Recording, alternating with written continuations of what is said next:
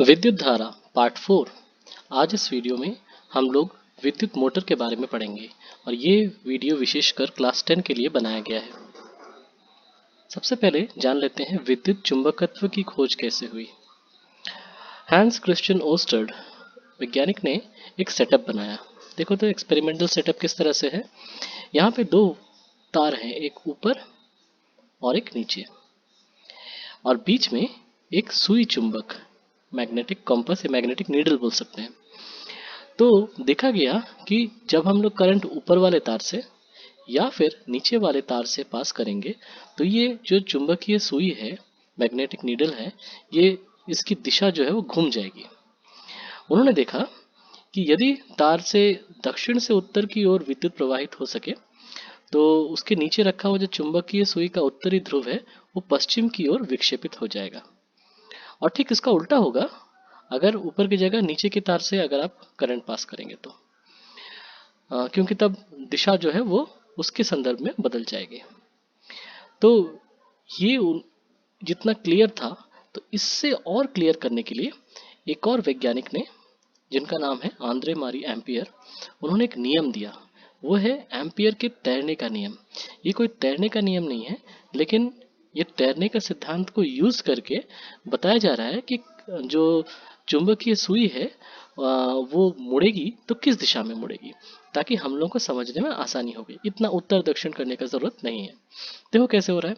उन्होंने कहा कि यदि किसी व्यक्ति को विद्युत धारा की दिशा में एवं चुंबकीय सुई की ओर मुख करके तैरता हुआ माना जाए, मान लेते हैं कि करंट जिस दिशा में जा रही है उसी दिशा में एक आदमी तैर रहा है और उसका मुंह किस तरफ है, चुंबकीय सुई की तरफ। तो उसका जो बायां हाथ होगा, बायां हाथ ये चुंबकीय सुई के उत्तरी ध्रुव के विक्षेप को प्रदर्शित करेगा। मतलब देखो तो बायां हाथ उस तरफ है, तो ये चुंबकीय सुई का जो उत्तरी ध्रुव है ये उस तरफ चला जाएगा। किस तरफ? उसके बाएं हाथ की तरफ। ये बायां हाथ है, ये बाएं हाथ की तरफ घूम जाएगा। तो इस तरह से बहुत आसानी से हम लोग समझ सकते हैं कि अगर किसी तार से अगर करंट जाए तो उसके आसपास चुंबक जैसा माहौल हो जाता है। इसी कारण तो कोई चुंबकीय सुई उस क्षेत्र में घूम जाता है। तो इससे समझ में आया कि विद्युत धारा का एक चुंबकीय प्रभाव है। समझने के लिए एक सीधे सुचालक तार को देखते हैं।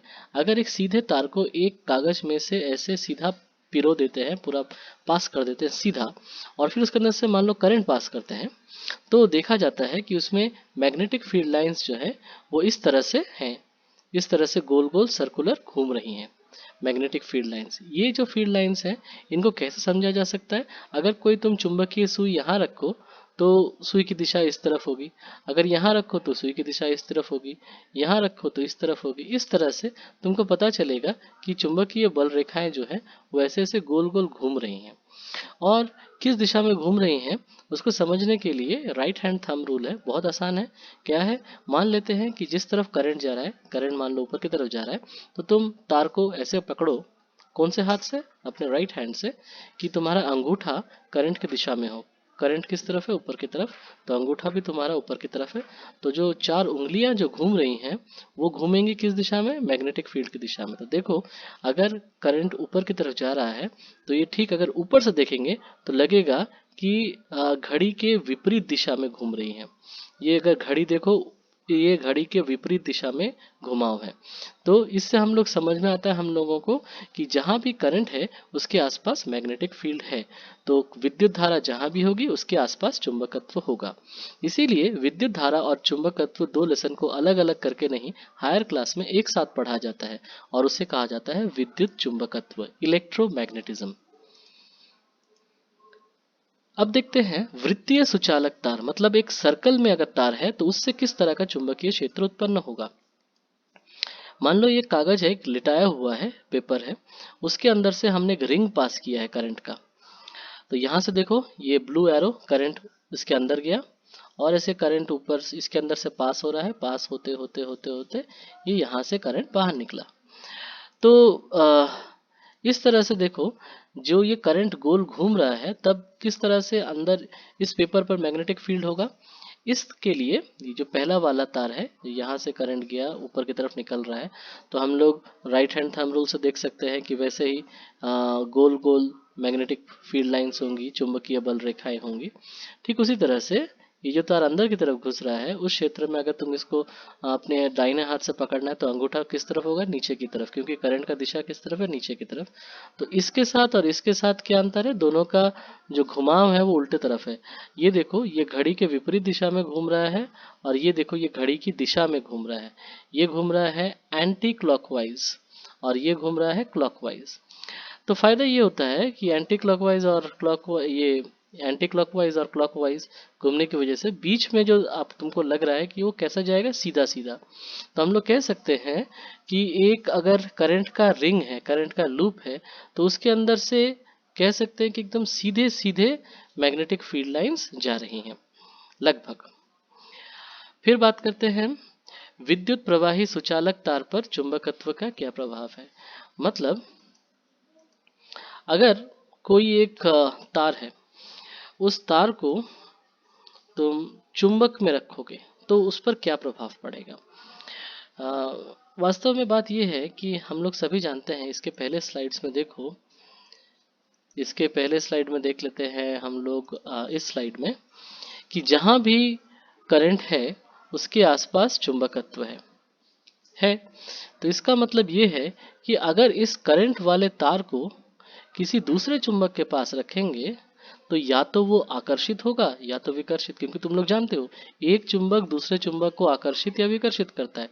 इसका मतलब ये है कि अगर किसी करंट के तार से अगर किसी तार से अगर करंट जाए तो उसके आसपास चुंबकत्व तैयार हो जाता है, जिसके कारण वो दूसरे चुंबक द्वारा या तो आकर्षित होगा या तो विकर्षित।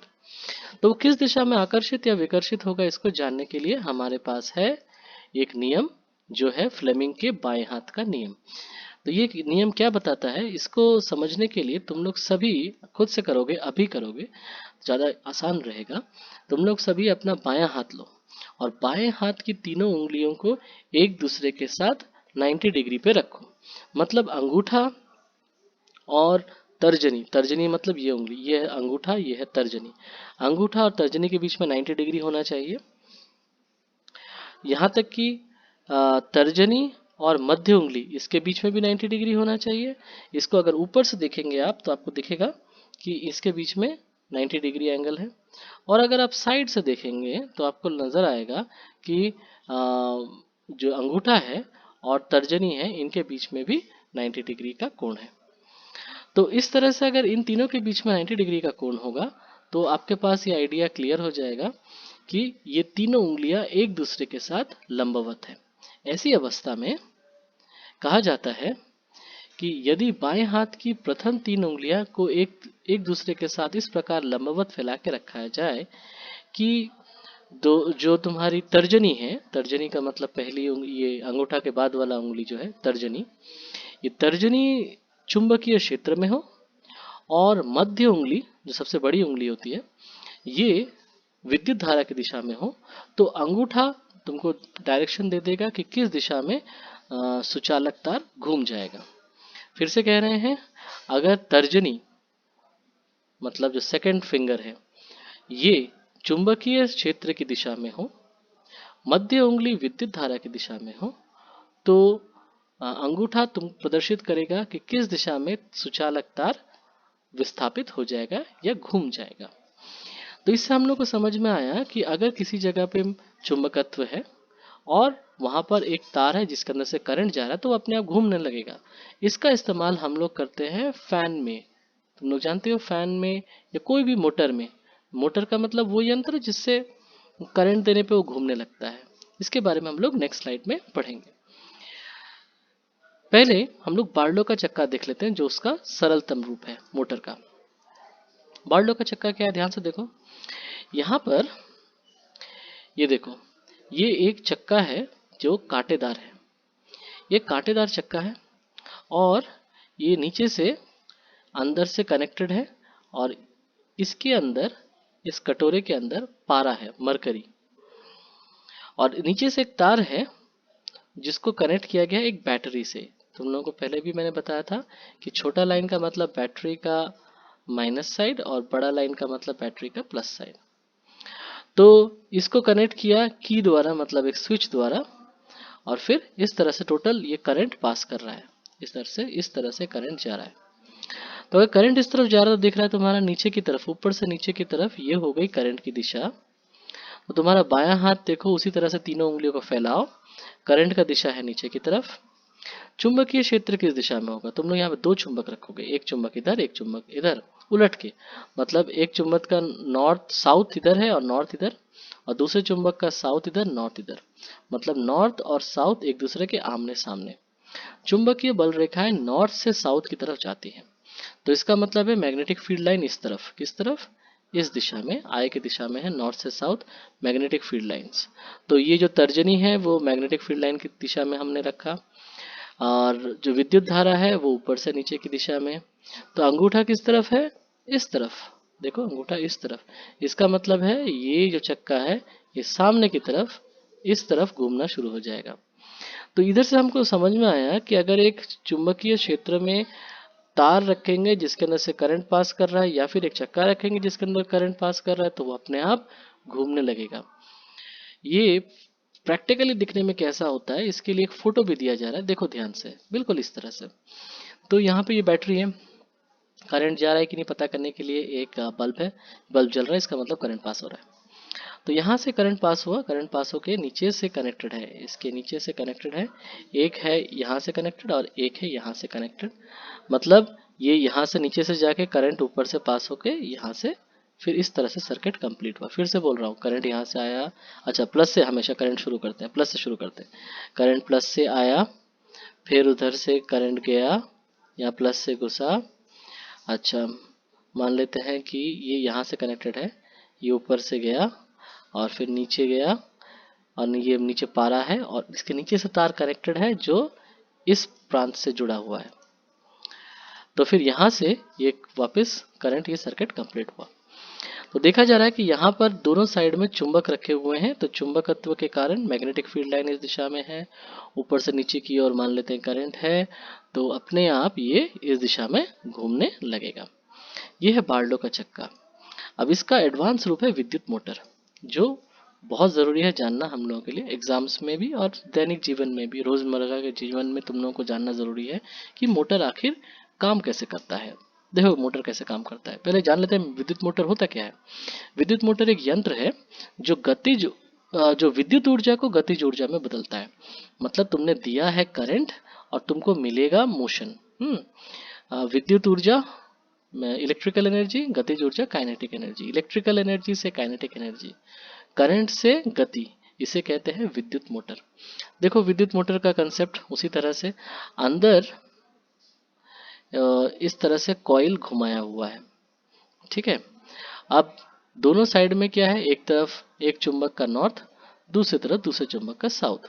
इधर नॉर्थ है तो उसका साउथ दूसरी तरफ होगा, इधर साउथ है तो उसका नॉर्थ दूसरी तरफ होगा। अब चुंबकीय बल रेखाएं कहाँ से कहाँ, नॉर्थ से साउथ की तरफ। तो फिर हम लोग अपना फ्लेमिंग का बाएं हाथ का नियम यूज करेंगे। तो तर्जनी अगर तुम्हारी जो सेकंड फिंगर है, तर्जनी है, वो अगर इस दिशा में है, और करंट करंट किस दिशा में है, सोचो ये कनेक्टेड है बैटरी का प्लस साइड से, तो यहाँ से करंट गया, यहाँ से गया, इस दिशा में करंट जा रहा है, ए से बी की दिशा में करंट जा रहा है। जब ए से बी की दिशा में करंट जा रहा है तो करंट का दिशा इस तरफ, ये है मध्य उंगली इस दिशा में रखना पड़ेगा और तर्जनी को रखना पड़ेगा इस दिशा में। तो देखना अपने आप अंगूठा जो है वो नीचे की तरफ पॉइंट करेगा, इसका मतलब ये नीचे की तरफ जाएगा, ठीक उसी तरह से ये वाला तार ऊपर की तरफ जाएगा। दोनों जब एक साथ काम करेंगे, मतलब एक नीचे जाएगा दूसरा ऊपर जाएगा, तो ये टोटल चीज जो है, सिस्टम जो है घूमना शुरू हो जाएगा, और घूम के ये अब इस पोजीशन पे आएगा। इस पोजीशन पे देखो क्या है, इस जब ये घूम के इस पोजीशन पे आया, मतलब ए बी तार इस जगह पे और सी डी तार इस जगह पे आ जाएगा घूमने के बाद। तो घूमने के बाद क्या हो जाएगा, तुमको दिख रहा है, देखो ए बी तार इधर आ गया है और सी डी तार इधर आ गया है। अब हम लोग फिर से देखेंगे, फिर से करंट उलट गया है, तो फिर क्योंकि ये बीच में से ये जो रिंग है ये कटा हुआ है, तो देखो फिर यहाँ से ये सी डी तार जो है, इसमें चुंबकीय क्षेत्र इस तरफ, मतलब तुमको अपनी फ्लेमिंग का बाएं हाथ का नियम के अनुसार जो तर्जनी है उसको इस दिशा में रखना है। अच्छा मध्य उंगली को रखना है इस दिशा में, तो देखना अंगूठा तुम्हारा ऑटोमेटिक नीचे की तरफ पॉइंट करेगा, तो ये फिर नीचे की तरफ ही घूमेगा। तो इस तरह से पहले क्षेत्र में और दूसरे क्षेत्र में हमेशा ही ये घूमते रहेगा। और देखना ये जो रिंग्स है बीच में से कटे हुए हैं, मतलब ये सीडी तार पहले रिंग R2 को टच किया था, फिर R1 को, फिर R1 से R2 को, इस तरह से वो एक दूसरे को टच किए जा रहे हैं। अच्छा, ये देखो, ये और भी अच्छा बेहतर समझोगे इस तरह से। मान लो कि ये जो ए बी है ये R1 से जुड़ा हुआ है, ये R1 रिंग से, और सी डी तार जो है वो R2 रिंग से जुड़ा हुआ है। तो जब ये घूमेगा, ये जो ब्रशेज हैं, ये ब्रश B1 और ब्रश B2, तो R1 और R2 ये सिस्टम घूम रहा है, सिस्टम के साथ साथ घूम रहा है, लेकिन ब्रशेज नहीं घूम रहे हैं। ब्रश वैसे ही हैं, ब्रश B1 पहले भी इधर था, देखो बाद में भी इधर है, ब्रश B2 पहले भी इधर था, बाद में भी ब्रश B2 इधर है, लेकिन जो रिंग्स हैं वो घूम रहे हैं किसके साथ साथ, तार के साथ साथ। इसीलिए R1 रिंग पहले बाईं तरफ था, देखो दूसरे इस स्टेप में R1 इस तरफ आ गया है, और R2 जो दाहिने तरफ था वो बाईं तरफ आ गया है। तो रिंग्स घूमते रहेंगे लेकिन ब्रश को छूते हुए, तो इस तरह से तार उलझेगा नहीं और ये सिस्टम हमेशा चलते रहेगा। शॉर्ट में हम लोग कैसे लिखेंगे आंसर में, चुंबकीय क्षेत्र में किसी कॉइल ABCD से विद्युत प्रवाह करने पर वो फ्लेमिंग के बाएं हाथ के नियम के अनुसार घूमेगा। इसमें स्प्लिट रिंग कम्यूटेटर है, ये R1 R2 जो है स्प्लिट है, मतलब बीच में से कटा हुआ है। कम्यूटेटर है मतलब ये दिशा को बदलता है, करंट की दिशा को बदलता है। और जो ब्रशेज हैं B1 और B2, इसके सहारे विद्युत धारा को इसके अंदर प्रवाहित किया जाता है। और क्योंकि हम लोग जानते हैं जब भी किसी चुंबकीय क्षेत्र में विद्युत धारा प्रवाहित होगी तो वहां पे गति होगी, इसीलिए ये मोटर काम करेगा। तो विद्युत मोटर किस सिद्धांत पे कार्य करता है, ये बहुत इंपॉर्टेंट क्वेश्चन है। आंसर है फ्लेमिंग के बाएं हाथ के नियम अनुसार विद्युत मोटर काम करता है। बार्लो का चक्का भी फ्लेमिंग के बाएं हाथ के नियम के अनुसार कार्य करता है। अब हम लोग इसको साइड से देख लेते हैं। देखो साइड से, ये नॉर्थ पोल, ये साउथ पोल, ये जो स्प्लिट रिंग्स है ये R1 R2, और ये दोनों साइड्स में दो ब्रशेस B1 और B2, ये दोनों फिक्स हैं, ब्रशेस फिक्स है, लेकिन जो रिंग है इसके साथ जुड़े हुए हैं, किसके साथ, इस लूप के साथ। तो लूप घूमता है, साथ में रिंग्स भी घूमते हैं। तो रिंग पहले R1 रिंग B1 को टच किया था, बाद में R1 रिंग B2 को टच करेगा, और ये जो R2 रिंग है ये B1 को टच करेगा। इस तरह से ये सिस्टम गोल गोल घूमते रहेगा। ये देखो एक एग्जांपल के तौर पे तुमको बताया जा रहा है कि ये एक मोटर है, शॉर्ट मोटर है, जो आप खरीद भी सकते हैं, फ्लिपकार्ट में भी मिलता है। और इसमें अगर आप सामने एक फैन लगा दें और बैटरी से कनेक्ट कर दें तो आपको दिखेगा कि ये घूम रहा है, आप इस एक फैन बना सकते हैं। चीज़ बहुत सरल है, जितने भी मोटर्स हैं सब आपके घर में भी हैं। आप देखिए, आपका फैन एक मोटर है, पंप एक मोटर है। उसका मतलब क्या हुआ, उसमें आप करंट देते हैं तो गति पाते हैं। क्यों पाते हैं, क्योंकि जब कभी किसी सुचालक तार से विद्युत धारा प्रवाहित करते हैं और वो सुचालक तार एक चुंबकीय क्षेत्र में हो तो वो अपने आप घूमने लगेगा। किस नियम के अनुसार, फ्लेमिंग के बाएं हाथ के नियम के अनुसार। तो आज के इस वीडियो में हमने क्या पढ़ा, हम लोगों ने पढ़ा विद्युत मोटर के बारे में। अगले दिन एक दूसरा वीडियो पढ़ेंगे और उसमें हम लोग इलेक्ट्रोमैग्नेटिक इंडक्शन, विद्युत चुंबकीय प्रेरण के बारे में पढ़ेंगे। Thank you.